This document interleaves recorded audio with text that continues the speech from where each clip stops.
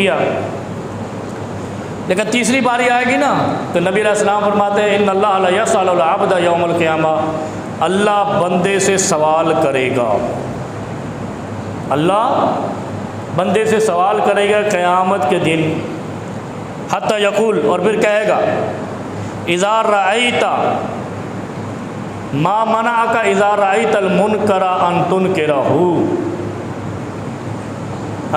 ہم اپنے من میں ڈوب کر، وہ ایک شاعر نے شعر بنایا نا، اپنے من میں ڈوب کر پا جا سراغ زندگی، یہ راہبوں کا شعر تھا، عیسائی پادریوں کا، اور یہاں وہ یہ جو کیا بنا کے بیٹھے تھے خانقاہیوں نے یہ شعر بڑا یاد کیا ہوا ہے۔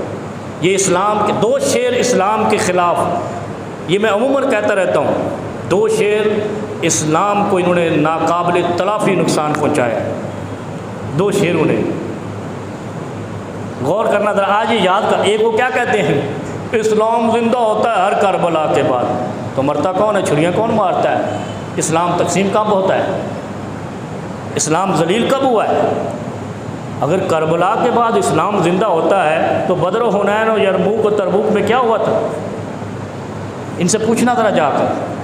کہتے ہیں نا کربلا کے بعد اسلام زندہ ہوتا ہے، اسلام کا تو بیڑا غرق ہوا ہے کربلا کے بعد، اسلام دو شاخوں میں بٹا ہے کربلا کے بعد، اسلام باہم دست و گریبان ہوا ہے کربلا کے بعد، اسلام میں ایک شاخ ایسی بنی جس نے اپنے سینے چھریوں سے چھلنی کی ہے کربلا کے بعد، اسلام کربلا کے بعد اتنا مطعون ہوا ہے کہ جتنا دنیا کی تاریخ میں کوئی دوسرا مذہب نہیں ہوا۔ کہتے ہیں اسلام تو لڑ رہا ہے کربلا سے لے کر آج تک، قیامت کی صبح تک آپس میں ہی لڑتا رہے گا، وہ کہتے زندہ ہوا ہے۔ یہ اسلام کے خلاف بڑا سازشی شعر ہے اور مجرمانہ شعر ہے۔ دوسرا یہ شعر جو کہتے ہیں نا اپنے من میں ڈوب کر پا جا سراغ زندگی، دور تیرے شعر بنانے والے کے، اوے اپنے من میں ڈوبنا تو اسلام کا کلیہ ہی نہیں ہے۔ اسلام کا کلیہ تو یہ ہے کہ ما منعک اذا رأیت المنکر اذا ان تنکرہ، اسلام کہتا ہے کہ تجھے کس چیز نے روکا ہے کہ جب تو نے منکرات دیکھی، برائیاں دیکھی اور تو اس کو روکنے نہیں گیا۔ وہ کہتے ہیں اپنے من میں ڈوب کر، اپنے من میں ڈوب کر عیسائی راہب جن کے ہاں صوفیت اور رہبانیت، جس کے بارے میں نبی علیہ السلام نے جب دیکھا کہ یہ صوفیوں والا طریقہ کار کیا ہے کہ اپنے من میں ڈوب کر اپنے کپڑے گندے کر کے، بال گندے کر کے بیٹھ جاتے ہیں، بس ہم اپنا کیا تزکیہ نفس کر رہے ہیں، کیا وہ مراقبہ کر رہے ہیں، یہ مراقبہ کوئی اسلام میں نہیں ہے۔ مراقبہ اگر کرنا ہوتا تو نبی علیہ السلام سے افضل کوئی ہستی نہیں تھی، بیت اللہ میں بیٹھے مراقبہ کرتے رہتے۔ ابو جہل کو کیا تکلیف تھی، ابو لہب کو، عتبہ شیبہ ولید کو کیا تکلیف تھی، سرداران قریش کو کیا تکلیف تھی؟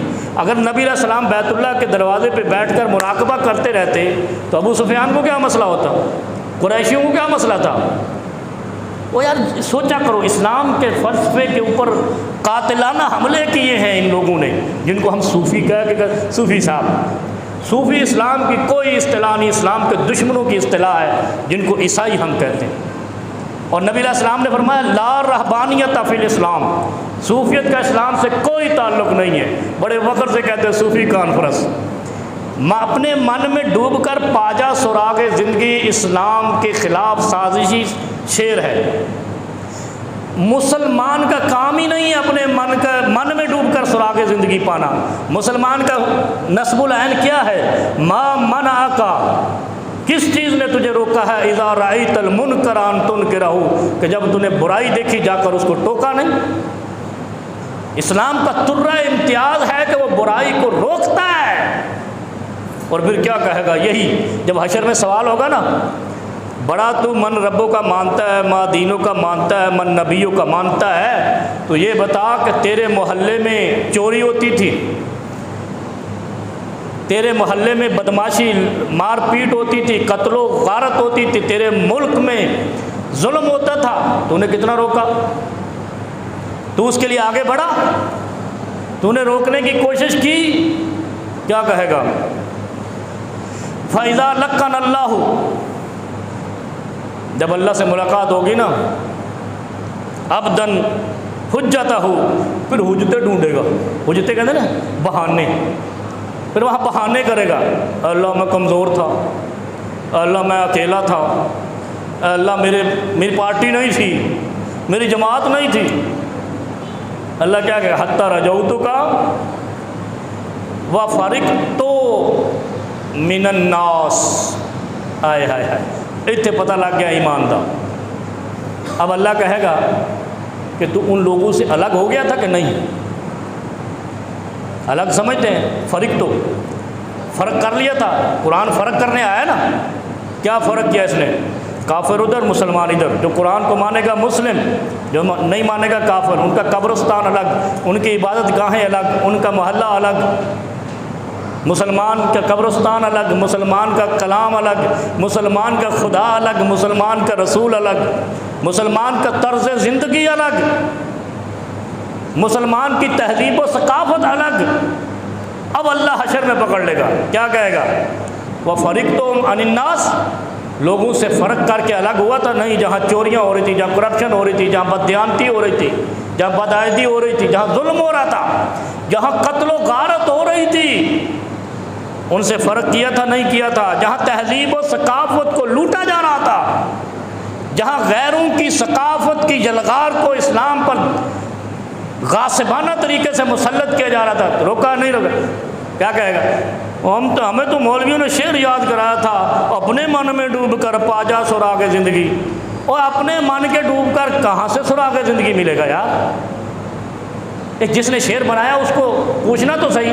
اپنے من میں ڈوب کر کسی کو زندگی ملتی ہے؟ مر جاتا ہے ادھر بھوکا ہی.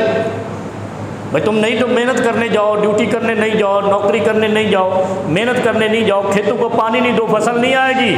اور جب ایمان کی باری آتی ہے تو اپنے من میں ڈوب جا، تو باقی کاموں میں بھی ادھر ہی ڈوبنا. اسلام کے ساتھ کھلواڑ کرتے ہیں، پھر سمجھاتے دوسروں کو ہے.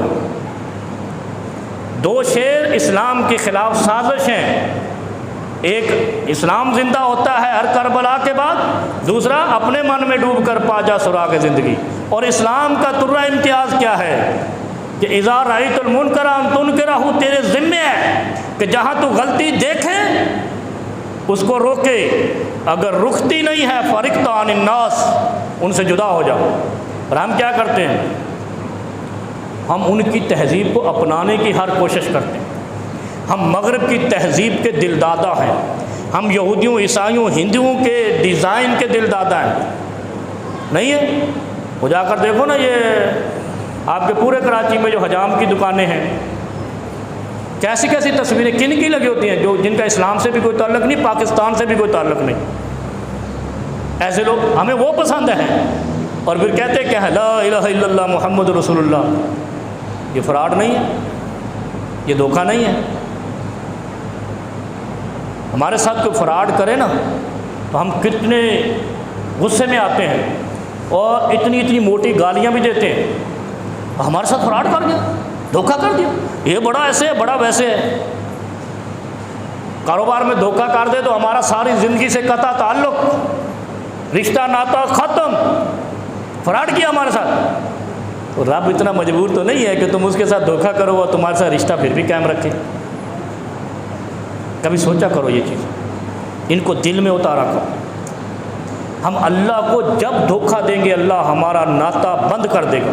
اور اس کو کہتے ہیں ناطقہ بند کر دینا. پھر ہمارا رزق تنگ، ہماری معاشرت تنگ، ہماری معیشت تنگ، ہمارا روزگار تنگ. اور پھر کیا ہے؟ پھر ڈھونڈتے ہیں پیروں کو اور مولویوں کو، تویز دو. میرا کل پرسوں میرے پاس بندہ ہے، روزی نہیں لگ رہی. میں نے کہا استغفار پڑھ. نبی علیہ السلام نے کیا فرمایا؟ روزانہ 100 دفعہ استغفر اللہ پڑھ. جو چاہتا ہے کہ اس کو رزق کی فراوانی ملے وہ استغفار 100 دفعہ روزانہ پڑھے. اور پھر کیا فرمایا؟ جو چاہتا ہے اس کو زندگی لمبی ملے رزق والی. دو چیزیں ذرا غور کرنا، یہ چیزیں یاد کر کے جانا. جو چاہتا ہے رزق زیادہ ملے، رزق کی فراوانی ہو، استغفر اللہ و اتوب الیہ روزانہ 100 مرتبہ پڑھے. کس نے فرمایا ہے؟ کائنات کے امام نے، کسی اور امام نے نہیں. جو ہم نے گھڑے ہوئے ہیں انہوں نے نہیں، کائنات کے امام نے.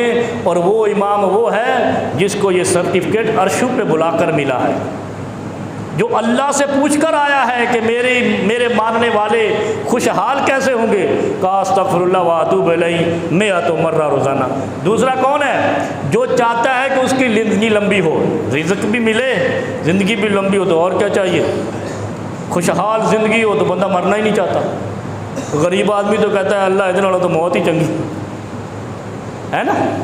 جس کو اچھا فیشنی بھکاری نہیں، ویسے جس سفید پوش کو بھیک مانگنی پڑ جائے اس کے دل سے پوچھا کرو وہ کیا سوچتا ہے اندر سے۔ کہتا ہے کل جو موت آنی آج ہی آ جائے، اور اگر خوشحال زندگی ہو تو کہتا ہے اللہ تھوڑے دن اور دے دے اور مزے کر لیں۔ اس کا نسخہ کیا ہے؟ استغفر اللہ واتوب الیہ 100 مرتبہ روزانہ پڑھنے والے آدمی کا رزق تنگ نہیں ہوتا۔ کسی کے باپ کی جرت نہیں ہے کہ وہ رزق باندھ دے۔ ہم نے بنائے ہوئے جو رزق باندھنے والے الو کے پٹھے، وہ کیسے کوئی باندھ سکتا ہے جو کہے اللہ معاف کر؟ جو اللہ کو کہے مجھے معاف کر، دوسرا آ کے اس کا رزق باندھ دے۔ اگر ایسے رزق باندھنے لگتے تو پوری کائنات ہی ذات رزق بند کر کے بیٹھی ہوتی۔ یہ بڑے خبیث ہیں رزق باندھنے والے، یہ تو سب کا باندھ دیتے۔ اللہ نے یہ اختیار دیا ہی نہیں۔ کیا کہتے ہیں؟ غیب کے خزانوں کا مالک کون ہے؟ عرشوں والا رب ہے۔ تو جب خزانوں کا مالک وہ ہے تو کسی کو کیسے رزق باندھ دے گا؟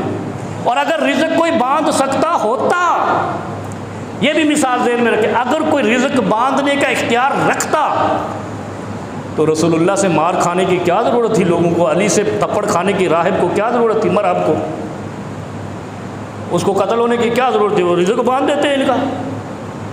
سوچا کرو ذرا، دین کا فلسفہ سمجھو۔ اگر رزق کوئی باندھ سکتا تو علی شیر خدا نہ بنتا۔ علی نے تو خیبر کا دروازہ ہی اکھاڑ دیا، وہ اندر سے بیٹھے رزق باندھ دیتے کم ان کی ہر چیز۔ ہمارے کیا ہے، ہماری جو گاڑی سٹارٹ چل رہی ہے نا، بند ہو جائے، ہم کہتے ہیں اینو نظر لگ گئی، اینو تو کسی نے جادو کر دیتا ہے۔ گھوڑا ایک دن پٹھے نہ کھائے، گھاس نہ کھائے، تو کہتے پتہ نہیں اینو کی ہو گیا۔ وہ اللہ جو بندو سوچو کچھ یار، کائنات کو بنانے والا اگر تیرے گھوڑے کو چلانا چاہے تو اس کی مخلوق میں کوئی تیرے گھوڑے کو باندھ نہیں سکتا۔ اور دوسرا کیا ہے؟ زندگی بھی لمبی ہو، رزق بھی لمبا ہو، قطع تعلقی نہ کرے، صلہ رحمی کرے۔ اچھا یہ میں نے ایک دفعہ پہلے سمجھایا تھا، صلہ رحمی کسے کہتے ہیں؟ صلہ رحمی یہ نہیں کہ تمہاری مودی سے بھی یاری ہو، بش سے بھی یاری ہو، یہ بیوقوف حکمران ہے اسی لیے تو ان کی رزق تنگ ہے۔ صلہ رحمی یہ ہے کہ رعایا کی عوام سے تعلقات اچھے ہوں۔ رعایا کے حکمران جو ہے نا ان کے تعلقات، ہمارے ہاں ان کی کوئی حیثیت ہی نہیں ہے۔ حکمران رعایا سے تعلقات اچھے نہیں بناتے، ادھر ادھر کے اوٹ پٹانگ لوگوں سے تعلقات ان کے اچھے ہیں۔ امریکہ سے ہمارے تعلقات اچھے ہونے چاہیے، ہندوستان سے بھی ہمارا دوستانہ تعلقات ہونے چاہیے۔ عوام گالیاں دے رہی ہے، عوام مظاہرے کر رہی ہے، عوام احتجاج کر رہی ہے، یہ صلہ رحمی نہیں ہے۔ اسی لیے نہ ان کا اقتدار پورا ہوتا ہے، نہ ان کی معیشت ٹھیک ہوتی ہے۔ یہ کلیہ ہے۔ اگر ملک کی معیشت کو ٹھیک کرنا ہے، گھر کی معیشت کو ٹھیک کرنا ہے، اپنی کمپنی کی معیشت کو ٹھیک کرنا ہے تو مالک اور آجر اور اجیر کے درمیان صلہ رحمی ہونی چاہیے۔ مالک اور ملازم کے درمیان تعلقات میں بہتری ہونی چاہیے، رزق تنگ نہیں ہوگا، عمر کم نہیں ہوگی۔ عمر کم سے کیا مراد ہے؟ نہ کمپنی فیل ہوگی ڈیمیج میں جائے گی، نہ ملک ڈیمیج میں جائے گا، نہ گھر ڈیمیج میں جائے گا۔ زندگی لمبی کے لیے صلہ رحمی۔ اچھا رحم سے کیا مراد ہے؟ رحم کہتے ہیں خونی رشتے۔ خونی رشتوں میں قطع تعلقی کرنے والے کی زندگی لمبی نہیں ہوتی، اور خونی رشتوں کو توڑنے والوں کا رزق بھی لمبا نہیں ہوتا، چاہے وہ 1000 دفعہ استغفر اللہ واتوب الیہ پڑھے۔ صلہ رحمی کی بڑی فضیلت ہے۔ وہ ادھر مولوی کہتے ہیں کہ قومیت کے نام پہ جو ہے نا وہ قوم نہیں ہونی چاہیے، یہ وہ کیا ہے اس طرح کا کوئی ہے نا کہتا قومیت پرستی۔ وہ بھائی قوم تو اللہ نے فضیلت دی ہے، وہ قبائل لتعارفوا کیا ہے؟ قوم ہے۔ قوم اچھا رسول خدا نے کیا کہا ہے؟ قوم کے اندر جو تعلقات توڑے گا اس کی زندگی کم، رزق بھی کم۔ اور ہم کہتے ہیں قوم کی کوئی حیثیت نہیں، قوم کا بڑا مقام ہے، اور پھر خونی رشتے کا اس میں بھی بڑا مقام ہے۔ یہ مت سمجھنا مولوی قومیت پرستی کی تعلیم دے رہا ہے، تعلیم نہیں ہے یہ آپ کو تدریب تربیت ہے کہ اپنی قوم کے درمیان، پھر اس کے اندر اپنے خونی رشتوں کے اندر اگر قطع تعلقی کی عمر کم ہو جائے، عمر کو لمبا پانے کے لیے صلہ رحمی، جو رحم کے رشتے ہیں، خونی رشتے ہیں، ان میں کبھی قطع تعلقی نہیں کرنا۔ اس لیے کہ نبی علیہ السلام نے فرمایا ہے کہ عصبیت وہ ہے، قومیت وہ ہے کہ تو اپنی قوم کے ظالم کا بھی ساتھ دے، وہ قومیت حرام ہے، وہ قومیت اسلام میں منع ہے کہ تو اپنی قوم کے ظالموں کا، جابروں کا بھی ساتھ اس لیے دے کہ میری برادری کا ہے۔ جب اپنی قوم کا کوئی ظلم کرے تو اس کو روکنا ہے، ویسے قوم کو آپ نے فضیلت دینی ہے۔ تیسری چیز کیا ہے حشر میں؟ سوال